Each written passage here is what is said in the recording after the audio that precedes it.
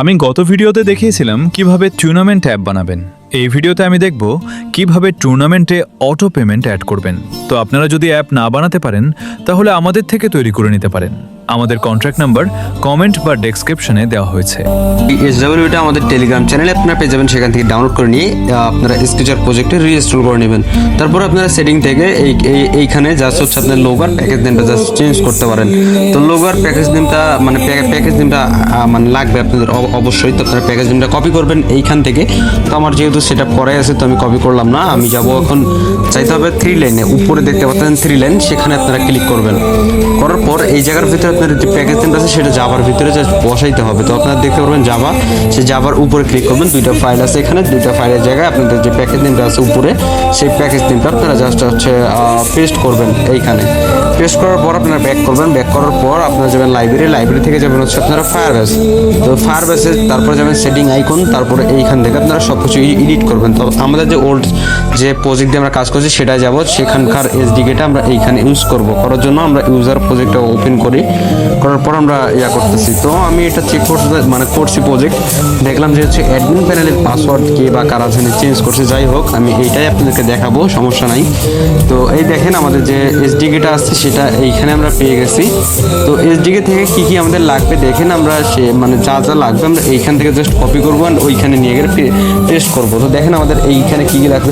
প্রথমে লাগবে ডাটাবেসের ইউআরএলটা আমরা কপি করবো। তারপরে অ্যাপ আইডি লাগবে, এফএকে লাগবে। তো আমরা দেখেন কেমনি কি কপি করতেছি। এই জায়গায় সব কিছু কিন্তু ডিটেলসে লেখা আছে। তো আপনারা এইখানে জাস্ট একটু পরে ওইগুলো কপি করবেন। কপি করার পর আপনারা ওইখানে গিয়ে পেস্ট করবেন। আমি যেমনি করতেছি স্টেপ বাই স্টেপ, যদি হচ্ছে আপনারা করতে পারেন তাহলে আপনাদেরটাও ঠিকঠাকভাবেই কাজ করবে।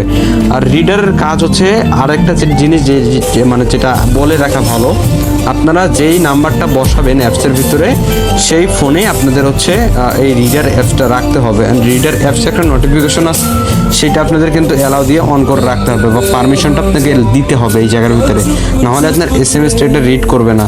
তো এটা ইনস্টল করার পর আপনাদের পারমিশন অটোমেটিকলি নিয়ে নেবে। তারপরে যদি না নেয় আপনারা পারমিশনটা অন করে দেবেন SMS-এর। তো দেখেন নেক্সটে যাব। তারপরে এইখানে হচ্ছে আমাদের আরেকটা জাস্ট কাজ আছে, এইখান থেকে আমরা একটু কপি করব। তো দেখেন কেন কি করতেছি, আপনারা সেম প্রসেসে করলে আপনারা খুব করতে পারবেন। আর এইটাই আমরা দেখাই দিব যে হচ্ছে আপনার এটা কাজ করে কি করে না। তো দেখেন আমরা একটু ধরে রেখে এটা কপি করব।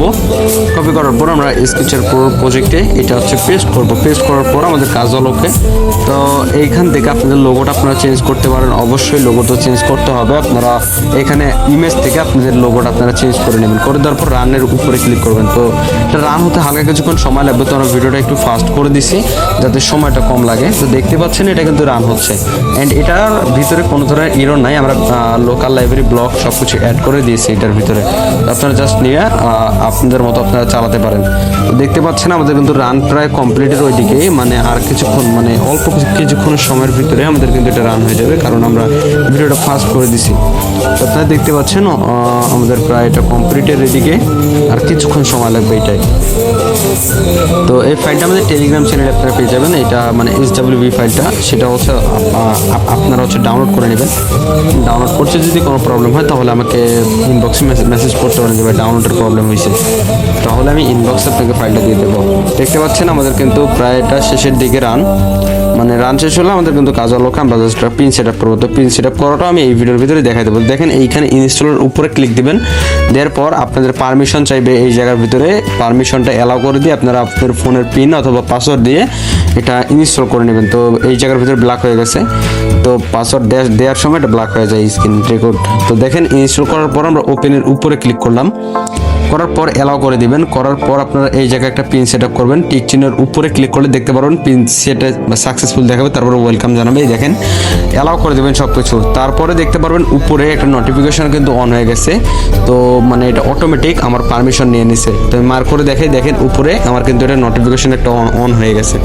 তো আমি একটা বিকাশের একটা পেমেন্ট করে দেখাই। দেখেন এই জায়গায় আমি একটা 10 টাকা কারাজিন ইউজ করতেছে, নাম্বারটা আমার দেখলাম সব কিছু চেঞ্জ। তারপরে আমি দেখাচ্ছি অ্যাড মানি থেকে বিকাশের এই জায়গায় আমি ট্রানজ্যাকশনটা দিলাম। এই বিকাশ নাম্বারও আমার না, এটা কে জানি অ্যাড করছে সেটা আমি বলতে পারলাম না। তো যদি এখন আমি ভেরিফাইয়ের উপরে ক্লিক করি দেখতে পাচ্ছেন আমার 20 টাকা থেকে কিন্তু 30 টাকা হয়ে গেছে, আমার ব্যালেন্সটা কিন্তু অটোমেটিকলি অ্যাড হয়ে গেছে।